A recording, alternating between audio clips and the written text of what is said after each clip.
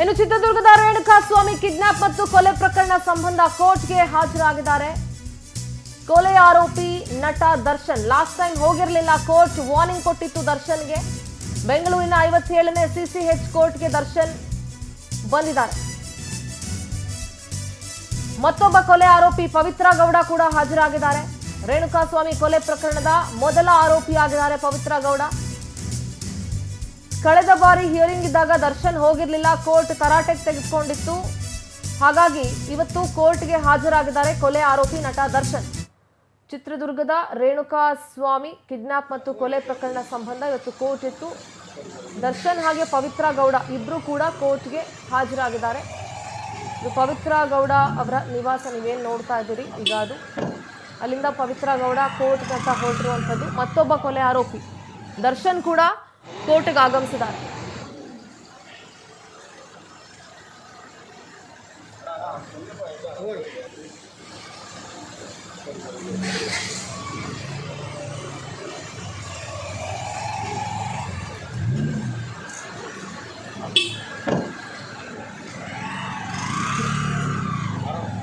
ಪ್ರತಿ ಬಾರಿ ವಿಚಾರಣೆ ಇದ್ದಾಗಲೂ ಹಾಜರಾಗಲೇಬೇಕು ಅಂತ ಕೋರ್ಟ್ ಹೇಳಿತ್ತು. ಕಳೆದ ಬಾರಿ ದರ್ಶನ್ ಹಾಜರಾಗಿರ್ಲಿಲ್ಲ. ಕೋರ್ಟ್ ಕೂಡ ಚೀಮಾರಿ ಹಾಕಿತ್ತು.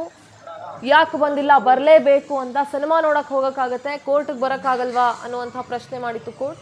ಸೊ ಹಾಗಾಗಿ ಇವತ್ತು ಕೋರ್ಟ್ಗೆ ವಿಚಾರಣೆಗೆ ಹಾಜರಾಗಿದ್ದಾರೆ. ಬೆಂಗಳೂರಿನ 57ನೇ ಸಿಸಿಎಚ್ ಕೋರ್ಟ್ನಲ್ಲಿ ಈ ಪ್ರಕರಣದ ಟ್ರಯಲ್ ನಡೀತಾ ಇದೆ.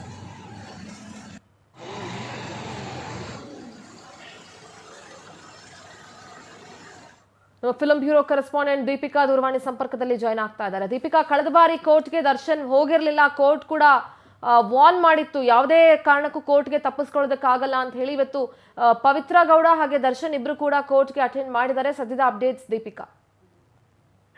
ಸಿಂಧೂರ, ಇವತ್ತು 57ನೇ ಸಿಸಿಎಚ್ ಕೋರ್ಟ್ಗೆ ದರ್ಶನ್, ಪವಿತ್ರ ಗೌಡ ಸೇರಿ 17 ಆರೋಪಿಗಳು ಹಾಜರಾಗಬೇಕು ಅಂತ ಆದೇಶವನ್ನ ಕೊಟ್ಟಿತ್ತು. ಅದರಂತೆ ಇವತ್ತು ಹಾಜರಾಗಿದ್ದಾರೆ. ಕಳೆದ ಬಾರಿ ಅನಾರೋಗ್ಯದ ಕಾರಣ ಹೇಳಿ ತಪ್ಪಿಸ್ಕೊಂಡಿದ್ರು ದರ್ಶನ್ ಅವರು. ಬೆನ್ನು ನೋವು, ನಡೆಯಕ್ಕಾಗ್ತಾ ಇಲ್ಲ ಅನ್ನುವಂತ ಒಂದು ಡ್ರಾಮಾವನ್ನ ಮಾಡೋದ್ರ ಮೂಲಕ ಕೋರ್ಟಿಗೆ ಚಕ್ಕರ್ ಕೂಡ ಹಾಕಿದ್ರು. ಆದ್ರೆ ಸಿನಿಮಾ ಅಂತ ಬಂದಾಗ ವಾಮನ ಸಿನಿಮಾ ನೋಡಕ್ಕೆ ಕೂಡ ದರ್ಶನ್ ಹಾಜರಿದ್ರು. ಇದನ್ನೆಲ್ಲ ಗಮನಿಸಿದಂತಹ ನ್ಯಾಯಾಲಯ ಒಂದು ವಾರ್ನ್ ಕೂಡ ಮಾಡಿತ್ತು. ಸಿನಿಮಾ ನೋಡಕ್ಕೆ ಹೋಗ್ತೀರಾ, ಕೋರ್ಟ್ಗೆ ಹಾಜರಾಗಕ್ಕಾಗಲ್ವಾ ಅನ್ನೋ ಪ್ರಶ್ನೆಯನ್ನ ಮಾಡಿತ್ತು. ಈ ಬಾರಿ ತಪ್ಪದೆ ಹಾಜರಾಗಬೇಕು ಅನ್ನೋ ಒಂದು ಆದೇಶವನ್ನ ಕೂಡ ಕೋರ್ಟ್ ಕೊಟ್ಟಿತ್ತು. ಅದರ ಹಿನ್ನೆಲೆಯಂತೆ ಇವತ್ತು ದರ್ಶನ್ ಕೋರ್ಟ್ಗೆ ಹಾಜರಾಗಿದ್ದಾರೆ. ಇದರ ಜೊತೆಗೆ ಪವಿತ್ರ ಸೇರಿದಂತೆ 17 ಆರೋಪಿಗಳು ಕೂಡ ಹಾಜರಾಗಿರುವಂತದ್ದು. ಇನ್ನು ನಿನ್ನೆಯಷ್ಟೇ 22ನೇ ವರ್ಷದ ಮದುವೆ ವಾರ್ಷಿಕೋತ್ಸವವನ್ನ ದರ್ಶನ್ ಬಾಲಿಯಲ್ಲಿ ಅದ್ದೂರಿಯಾಗಿ ಆಚರಣೆ ಮಾಡಿದ್ರು. ಒಂದಿಷ್ಟು ವಿಜುವಲ್ಸ್ ಗಳು ಪವರ್ ಟಿವಿಯಲ್ಲಿ ಕೂಡ ಟೆಲಿಕಾಸ್ಟ್ ಆಗಿತ್ತು. ದರ್ಶನ್ ವಿಜಯಲಕ್ಷ್ಮಿ ಜೊತೆಯಾಗಿ ಡ್ಯಾನ್ಸ್ ಮಾಡುವಂತದ್ದಾಗಿರ್ಬೋದು, ವಿಜಯಲಕ್ಷ್ಮಿಗೋಸ್ಕರ ದರ್ಶನ್ ಹಾಡನ್ನ ಹಾಡಿರುವಂತದ್ದು, ಇದೆಲ್ಲ ವಿಡಿಯೋಗಳು ನೀವು ಗಮನಿಸಿರ್ತೀರಾ. ಅದರ ಬೆನ್ನಲ್ಲೇ ಇದೀಗ ದರ್ಶನ್ ಅವರು ಕೋರ್ಟ್ಗೆ ಹಾಜರಾಗಿದ್ದಾರೆ. ಸಿಂಧೂರ, ಇನ್ನೇನು ಅಲ್ಲಿ ಯಾವ ರೀತಿ ವಿಚಾರಣೆ ನಡೆಯುತ್ತೆ, ಸದ್ಯದಲ್ಲೇ ಮಾಹಿತಿ ಹೊರಬೀಳಲಿದೆ. ದೀಪಿಕಾ, ಕಳೆದ ಬಾರಿ ಬೆನ್ನೋವಿನ ಕಾರಣ ಹೇಳಿ ದರ್ಶನ್ ಕೋರ್ಟ್ಗೆ ಬಂದಿರಲಿಲ್ಲ. ಸಿನಿಮಾ ನೋಡಕ್ ಹೋಗಿದ್ರು, ಕೋರ್ಟ್ಗೆ ಬರಕ್ಕಾಗಿಲ್ವಾ ಅಂತ ಮಾಧ್ಯಮಗಳು ಕೂಡ ಪ್ರಶ್ನೆ ಮಾಡಿತ್ತು. ಈಗ ನಿನ್ನೆಯಷ್ಟೇ ಅವರು ವೆಡ್ಡಿಂಗ್ ಆನಿವರ್ಸರಿ ಕೂಡ ಸೆಲೆಬ್ರೇಟ್ ಮಾಡಿದ್ದಾರೆ, ಬಹಳ ಎಂಜಾಯ್ ಮಾಡಿದ್ರು. ಇದು ಎಲ್ಲದರ ನಂತರ ಇವತ್ತು ಕೋರ್ಟ್ಗೆ ಬಂದಿರೋದು. ಬಹುಶಃ ದರ್ಶನ್ ಗೊತ್ತಾಗಿರಬಹುದು ಇವತ್ತು ಕೋರ್ಟ್ಗೆ ಹೋಗದೇ ಇರೋದಕ್ಕೆ ನಾವೇನು ಕಾರಣ ಕೊಡೋದಕ್ಕೆ ಆಗಲ್ಲ ಅಂತ ಹೇಳಿ. ಹೌದು ಸಿಂಧೂರ, ಕಳೆದ ಬಾರಿಯ ಒಂದು ಕೋರ್ಟ್ ವಿಚಾರಣೆಯ ಸಂದರ್ಭದಲ್ಲಿ ಪವಿತ್ರ ಗೌಡ ಮಾತ್ರ ಹಾಜರಿದ್ರು, ದರ್ಶನ್ ಅವರು ಗೈರಾಗಿದ್ರು. ಇದನ್ನ ಗಮನಿಸಿದಂತ ಕೋರ್ಟ್ ಕೂಡ ಒಂದು ಕಟ್ಟುನಿಟ್ಟಾದಂತ ಒಂದು ಆದೇಶವನ್ನ ಕೂಡ ಹೊರಡಿಸಿತ್ತು. ಕಂಪಲ್ಸರಿಯಾಗಿ ಈ ಬಾರಿ ಕೋರ್ಟ್ಗೆ ಹಾಜರಾಗ್ಲೇಬೇಕು ಅನ್ನುವಂತ ಒಂದು ಆದೇಶನ ಹೊರಡಿಸಿರುವ ಹಿನ್ನೆಲೆಯಲ್ಲಿ ಇವತ್ತು 57ನೇ ಸಿಸಿಎಚ್ ಕೋರ್ಟ್ಗೆ 10:10 ಸುಮಾರಿಗೆ ದರ್ಶನ್ ಅವರು ಹಾಜರಾಗಿದ್ದಾರೆ. ಜೊತೆಗೆ ಇವತ್ತು ಒಂದಿಷ್ಟು ವಿಚಾರಣೆಗಳು ಕೂಡ ನಡೆಯುತ್ತೆ. ಸೊ ಈ ವಿಚಾರಣೆಯಲ್ಲಿ ಏನೆಲ್ಲ ಮಾಹಿತಿಗಳು ಬರುತ್ತೆ ಅನ್ನೋದನ್ನ ಕಾದು ನೋಡ್ಬೇಕಾಗಿದೆ ಸಿಂಧೂರ. ನಿನ್ನೆಯಷ್ಟೇ ಬಾಲಿಯಲ್ಲಿ ಅಂದ್ರೆ ಅವರು 22ನೇ ವಾರ್ಷಿಕೋತ್ಸವನ್ನ ಆಚರಿಸಿಕೊಂಡಿದ್ದಾರೆ ಅನ್ನುವಂತ ಮಾಹಿತಿ ಕೂಡ ಹೊರಬಿದ್ದಿರುವಂತದ್ದು. ಈ ಸಂದರ್ಭದಲ್ಲಿ ದರ್ಶನ್, ವಿಜಯಲಕ್ಷ್ಮಿ, ಚಿಕ್ಕಣ್ಣ ಸೇರಿದಂತೆ ಅವರ ಆಪ್ತ ಬಳಗದವರು ಈ ಒಂದು ವಾರ್ಷಿಕೋತ್ಸವದಲ್ಲಿ ಭಾಗಿಯಾಗಿದ್ರು. ಸಿಂಧೂರ, ಥ್ಯಾಂಕ್ ಯು ದೀಪಿಕಾ ನಿಮ್ಮೆಲ್ಲ ಡೀಟೇಲ್ಸ್ಗಾಗಿ. ಇದು ದರ್ಶನ್ ಕೋರ್ಟ್ ಬಳಿ ತೆರಳ್ತಾ ಇರುವಂತಹ ದೃಶ್ಯವನ್ನ ನೀವೀಗ ನೋಡ್ತಾ ಇದ್ದೀರಿ. 57ನೇ ಸಿಸಿಎಚ್ ಕೋರ್ಟ್ಗೆ ಬಂದಿರೋದು.